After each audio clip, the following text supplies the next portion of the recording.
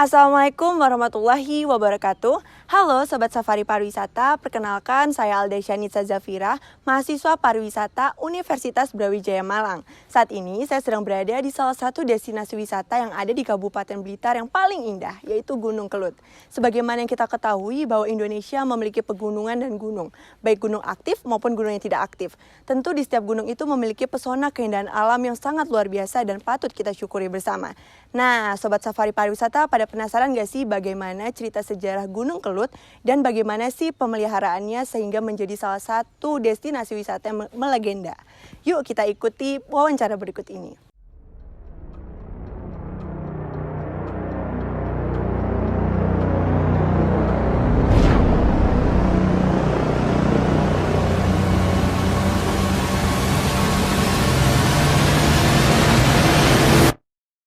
Assalamualaikum warahmatullahi wabarakatuh, Bapak. Selamat sore. Selamat sore. Sebelumnya nih, boleh nggak sih Pak perkenalan dulu? Saya sedang mewawancarai Bapak siapa kepada Sobat Safari Pariwisata. Bapak boleh perkenalan? Assalamualaikum warahmatullahi wabarakatuh.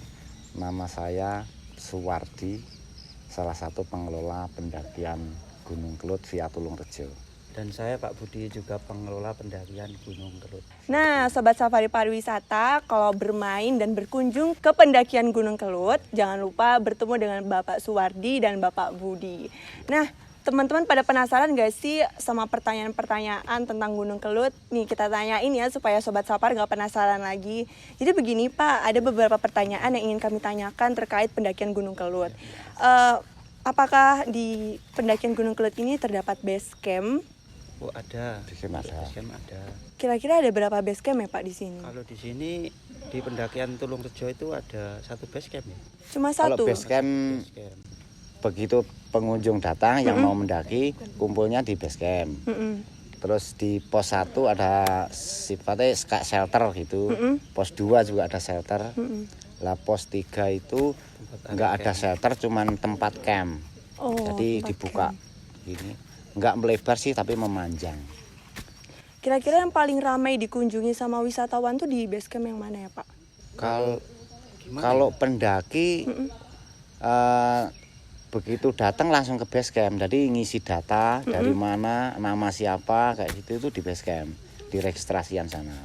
Oh, berarti kalau secara keseluruhan semua base camp diminati oleh wisatawan ya Pak? Tapi kalau setahu saya kan base campnya kalau via Tulungrejo kan sisinya aja.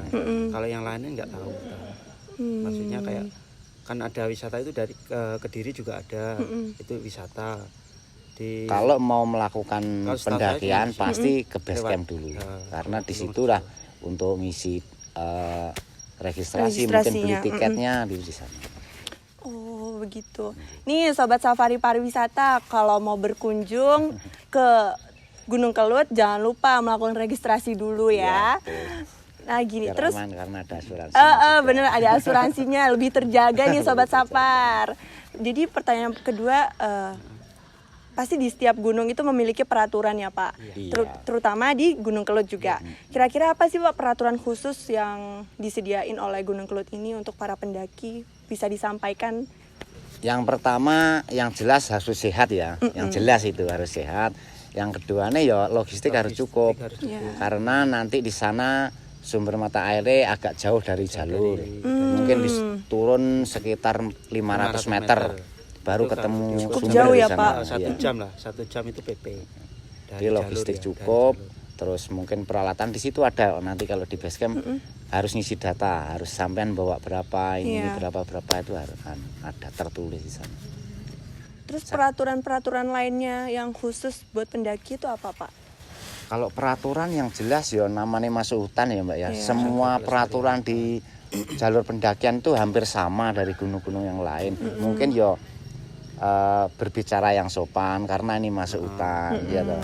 Terus jaga kekompakan tim. Kalau salah satu timnya ada yang mungkin capek, jangan dipaksakan sebagai leader, nggak harus berhenti karena dia yang bertanggung jawab sama timnya itu sendiri. Gitu. Kalau perlu guide, ada guide. Tapi kan biasanya kalau Gunung Kelut ini salah satu pernah naik sini, berarti itulah guide-nya. Nanti sebagai leadernya yang nandatangani semua di bawah. sama-sama menjaga sampah harus dibawa turun gitu. Yang penting karena ini gimana ya, kalau kan surat sehat kan nggak di ini Pak, Iya. cuman paling ninggal KTP. Kalau surat sehat enggak, berarti dia harus ngisi bahwa anggota yang dibawa itu juga sehat.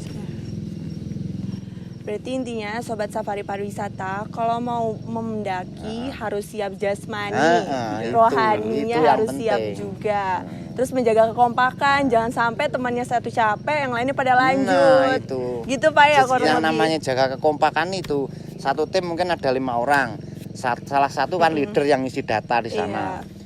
Pasti diingatin, di briefing. Iya. Jenengan sebagai leader harus bertanggung jawab atas rombongan jenengan. Selanjutnya nih Pak, Gunung Kelut kan terkenal nih di Jawa Timur, bahkan di Indonesia. Karena banyaknya wisatawan yang datang, pasti adalah beberapa kerusakan alam. Nah, dari pihak pengelola Gunung Kelut ini, apa sih upaya yang dilakukan atas kerusakan alam itu, atau ada program khusus untuk memperbaikinya? Kalau program membenahi pasti ada. Nanti kalau rusak, biasanya ada yang menginformasikan kalau bahwa pos 1, pos 2 atau fasilitas yang ada di sana rusak. Kami sebagai pengelola ya mengganti. Kira-kira siapa yang memberitahu dari pos 1 itu ada kerusakan, pos 2 ada kerusakan? Kami dari pengelola sendiri setiap 3 bulan sekali biasanya naik, cek jalur. Di sana ada jalur di tebing itu pakai tali. Oh iya. Jadi setiap 3 bulan sekali itu harus dicek kekuatan tali masih layak enggak, apa harus ganti, apa cuman dibenahi, kayak gitu. Itu kerusakan yang terjadi di pos 1, pos 2 itu kira-kira apa aja ya Pak? Kalau dulu yang pertama paling shelternya dicoret-coret, atau mungkin kedinginan di sana bikin api unggun, terus nggak punya alat apa kayu yang kering tuh, tiangnya itu di kayak api unggun kayak gitu ya. Oh iya. Tapi ya alhamdulillah sekarang itu sudah rusak, diganti yang baru.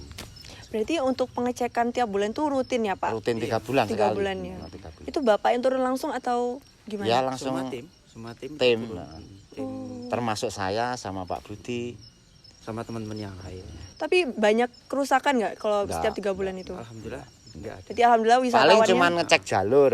Kan karena jalur hutan ya sama rimbun kita bersihin Iya. biar pendakinya enak. Enggak ini terus petunjuk arah Jelas yang semuanya ya berani, Pak. Kalau ada yang kurang beralih ke tumpen dibenerin lagi. Berarti alhamdulillah sepanjang waktu ke waktu masih terjaga dengan Tetap baik ya terjaga, Pak. Tuh Sobat Safari Pariwisata, tetap menjaga fasilitas yang ada di pendakian Gunung Kelut, jangan sampai merusak fasilitasnya. Oke, selanjutnya Pak ada pertanyaan, apa masih ada kegiatan keagamaan yang dilakukan oleh masyarakat sekitar Gunung Kelut ini? Kalau untuk di Gunung Kelut ini enggak ada. lewat sini enggak ada. Nggak ada ya? Kegiatan keagamaan enggak ada. Maksudnya Mungkin kayak kalau orang kalau- ritual-ritual Iya, gitu, benar. lain mungkin enggak tahu. enggak ada. Oh nggak ada ya? Kalau di sini enggak ada.